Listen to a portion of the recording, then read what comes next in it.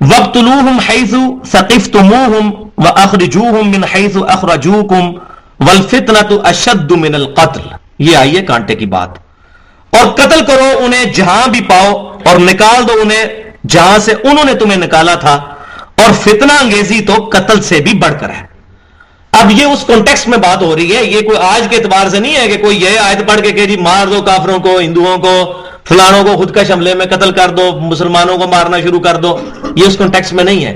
یہ بتایا جا رہا ہے کہ جس طرح کفار مکہ نے تمہیں وہاں سے نکالا، اور صحابہ کرام علیہم رضوان نبی صلی اللہ علیہ وسلم سے اس خواہش کا اظہار کرتے تھے کہ ہمیں اجازت دی جائے قتال کی، تو اللہ تبارک و تعالیٰ نے اس سے اجازت کے طور پر یہ بات ارشاد فرمائی کہ اب تمہیں قتال کی اجازت دی جا رہی ہے کہ تم ان کو نکالو جدھر سے انہوں نے تمہیں نکالا، یعنی مکہ سے۔ اور ان کو، اور جو فتنہ ہے یہ قتل سے بھی بڑھ کر، میں اس کا ترجمہ پورا کر دوں، قتل کرو انہیں جہاں بھی پاؤ اور نکال دو انہیں جہاں سے انہوں نے تمہیں نکالا تھا، اور فتنہ تو قتل سے بھی بڑھ کر ہے۔ تو اصل تو سب سے بڑا وہ فتنہ انہوں نے برپا کیا ہوا ہے۔ اب بعض اوقات کسی کے ذہن میں یہ وسوسہ بھی آ سکتا تھا کہ یہ نبی صلی اللہ علیہ وسلم پہلے تو دعوت کی بات کر رہے تھے، اب قتال کی بات کی شروع کر دی، تو یہ کسی کو مارنا کوئی اچھی بات نہیں ہے۔ یہ عموماً بعض لوگ کہتے ہیں نا یہ لڑنا جھگڑنا کوئی اچھی بات نہیں ہے، اللہ کی راہ میں لڑنا جھگڑنا یہ علیحدہ بات ہے کہ یہ اس پہ ڈبیٹ ہو سکتی ہے کہ کس کا لڑنا اللہ کے لیے، کس کا حکومت کے لیے ہے، ٹھیک ہے۔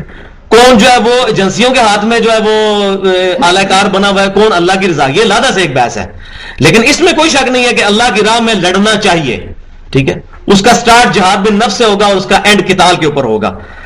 تو فتنہ جو ہے یہ سب سے بڑا، تو اب یہ کفار جو ہیں انہوں نے تو فتنہ برپا کیا ہے کہ اللہ کے گھر کو بتوں سے جو ہے انہوں نے بھرا ہوا ہے، 360 بت رکھے ہوئے ہیں۔ اتنا بڑا فتنہ، شرک سے بڑا فتنہ کیا ہو سکتا ہے؟ لہذا اس فتنے کو ختم کرنے کے لیے اگر تمہیں تلوار بھی اٹھانی پڑتی ہے تو اٹھاؤ، یہ اللہ تعالیٰ کی اجازت سے اٹھا رہے ہو۔ جب کسی شخص پہ کوئی بیماری آتی ہے اور ڈاکٹر کو یہ پتا چل جائے کہ اب اس بیماری کا علاج، واحد علاج یہ ہے کہ اس کا آپریشن ہوگا، پھر چھری تو چلانی پڑے گی، اس کا پھوڑا تو کاٹنا پڑے گا، ورنہ وہ پھوڑا جو ہے وہ سپریڈ ہو کے پورے جسم میں پھیل سکتا ہے۔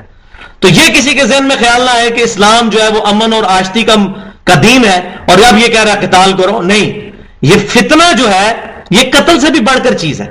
تو فتنے کو ختم کرنے کے لیے سب کچھ کرنا پڑ رہا ہے۔ وَلَا تُقَاتِلُوهُمْ عِنْدَ الْمَسْجِدِ الْحَرَامِ حَتَّى يُقَاتِلُوكُمْ فِيهِ، لیکن اس میں بھی یاد رکھنا کہ کہیں جذبات میں نہ آ جانا،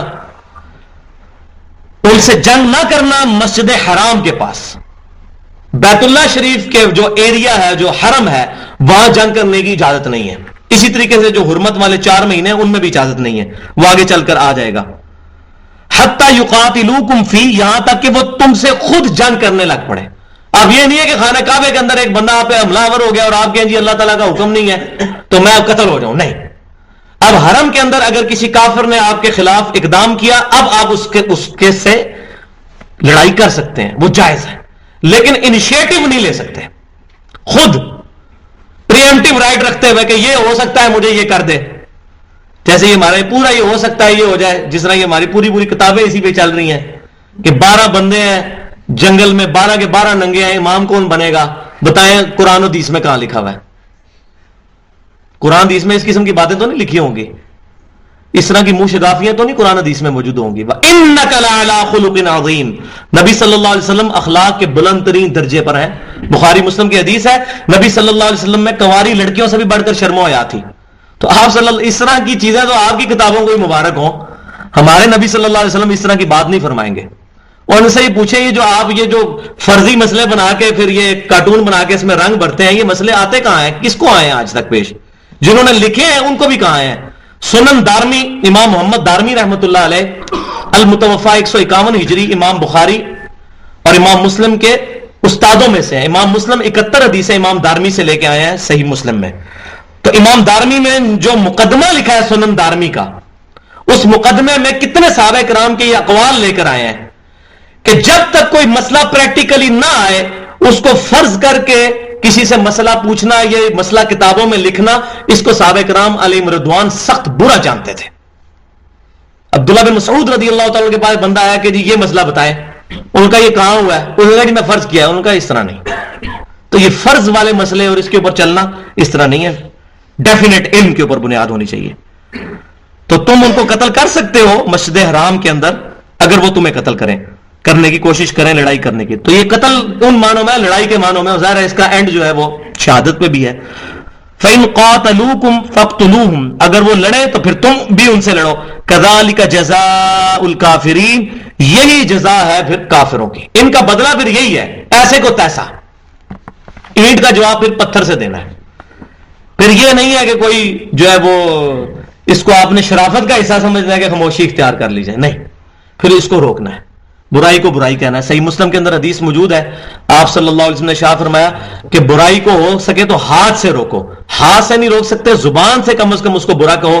زبان سے بھی نہیں کہہ سکتے تو کم از کم دل کے اندر اس کو برا جانو. اور یہ اسلام کا، ایمان کا سب سے کمزور ترین درجہ ہے. گونگا شیطان نہیں بننا چاہیے بندے کو. ایک بات غلط ہو رہی ہے اس کو پوائنٹ آؤٹ کرنا چاہیے. اسی لیے ہم نے الحمدللہ جہاد بالقلم کرنا شروع کیا ہے. اور الحمدللہ کتنے لوگوں کو اللہ تعالیٰ نے کتاب و سنت کا منہج اس کے ذریعے سے اللہ تعالیٰ فرمانے والا ہے. کوئی کسی کو ہدایت نہیں دے سکتا اس قلم کے جہاد کے ذریعے کہ لوگوں کو اصلیت بتائی جائے کہ تم جن جن اسکول آف تھاٹس اور جن جن بزرگوں کے پیچھے چل کے اسلام میں فرقہ واریت پھیلا رہے ہو اور اپنی مسجدوں کے باہر فرقوں کے نام لکھ کر امت کو فرقوں میں بانٹا ہوا ہے، ان لوگوں سے، ان کے شر سے بچو. اور اس آیت کو ذہن میں رکھو، یہ جو ہم نے منہج پر لکھی ہے، ان الذین فرقوا دینہم وکانوا شیعا لست منہم فی شیء. اے نبی صلی اللہ علیہ وسلم، بے شک جنہوں نے دین میں فرقے بنائے اور اپنے آپ کو خود گروہوں میں بانٹ لیا، تمہارا ان سے کوئی تعلق نہیں ہے. نبی صلی اللہ علیہ وسلم کا سچا امتی کبھی بھی انڈیا کے 2 شہروں کے نام پر اپنی مسجدوں کے نام نہیں لکھ سکتا، فلانا اور فلانا، اس طرح نہیں. مسلمان کا منہج یہ ہے کہ وہ فرقہ واریت سے بالا تر ہو کر ہوا سماکم المسلمین، اللہ نے تمہارا نام رکھا ہے مسلمان، من قبل وفی ھذا، اس سے پہلے ابراہیم علیہ السلام نے رکھا تھا اور اس قرآن میں اللہ نے تمہارا نام مسلمان رکھ دیا. یہ نہ ہو کہ قیامت والا دن پھر تم کہو ربما یود الذین کفروا لو کانوا مسلمین، اس دن کافر خواہش کریں گے کاش ہم دنیا میں مسلمان ہوتے. تو ایسا وقت نہ آ جائے. آج دیکھیں غیر مسلم جو مسلمان ہو رہے ہیں وہ اپنے آپ کو صرف مسلم کہتے ہیں، مسلم جسٹ. انشاءاللہ تعالی ایک وقت آنے والا ہے کہ یہ جو اللہ نے ہوا چلائی ہے دنیا کے اندر، ایک وقت آئے گا کہ انشاءاللہ مسلمان اپنے آپ کو فخریہ طور پر مسلمان کہنے پہ ہی فخر محسوس کریں گے. یہ وقت آئے گا. هو الذی ارسل رسولہ بالہدی ودین الحق لیظہرہ علی الدین کلہ ولو کرہ المشرکون.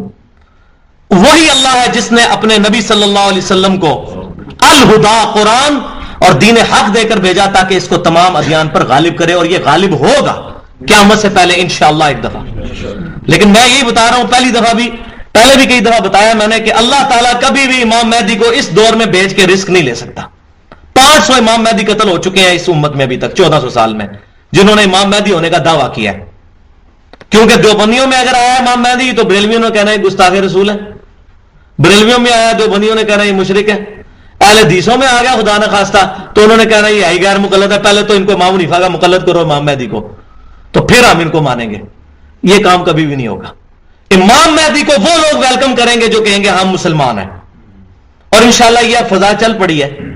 الحمدللہ یہ تو اللہ تعالیٰ جو ہے وہ جزا دے. شبیر بردرز کو بریلوی مکتبہ فکر کا ایک بہت بڑا ادارہ ہے جنہوں نے تمام حدیث کی کتابوں کے ترجمے کرنے شروع کر دیے ہیں جن کے آج تک کسی نے ترجمے نہیں کیے تھے. المستدرک للحاکم کا ترجمہ آ گیا ہے، سنن دارمی کا ترجمہ آ گیا ہے، بخاری مسلم کے ترجمے تو پہلے آ چکے ہیں، اور ماشاءاللہ مسند شافعی کا آ چکا ہے ترجمہ. جب سے یہ ترجمے آنے شروع ہوئے ہیں مولویوں کے ڈکوسلے بند ہو گئے. اب جو بندہ کہتا ہے بتاؤ کدھر لکھا ہوا ہے، اس لیے مولوی اب اس چکر پڑ گئے یار یہ لوگوں کو جو ہے نا یہ ترجموں سے دور کرو. یہ ترجموں نے بڑا کام خراب کیا ہے. ان کو پہلے طرح جس نے پھدو بنایا تھا پھدو بنا کے رکھو، جو ان کو غلط مسئلے بتاؤ یہ سنتے رہے. تو اب یہ جو فضا چل پڑی ہے انشاءاللہ تعالی 200 سال 300 سال جب اللہ تعالیٰ چاہے گا اس کی برکت سے نبی صلی اللہ علیہ وسلم کا یہ دین پوری دنیا پر غالب ہوگا انشاءاللہ تعالی.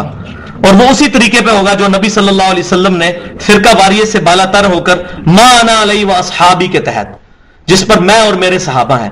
بھائیو صحابہ اکرام نہ حنفی تھے، نہ شافعی تھے، نہ جعفری تھے، نہ مالکی تھے، نہ دیوبندی تھے، نہ بریلوی تھے، نہ اہل حدیث تھے. صحابہ اکرام مسلمان تھے. آج بھی جو اپنے آپ کو مسلمان کہتا ہے، فخریہ طور پر مسلمان سمجھتا ہے، تو وہ مان علی صحابی پہ ہے. باقی مسجدوں میں لکھ لینے سے کوئی فرق نہیں پڑتا، سارے ہی لکھتے ہیں.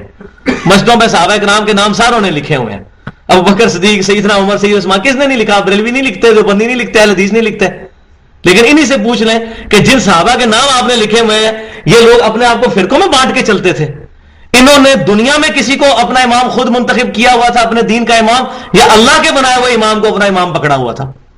تو بات کلیئر ہو جائے گی. الحمدللہ.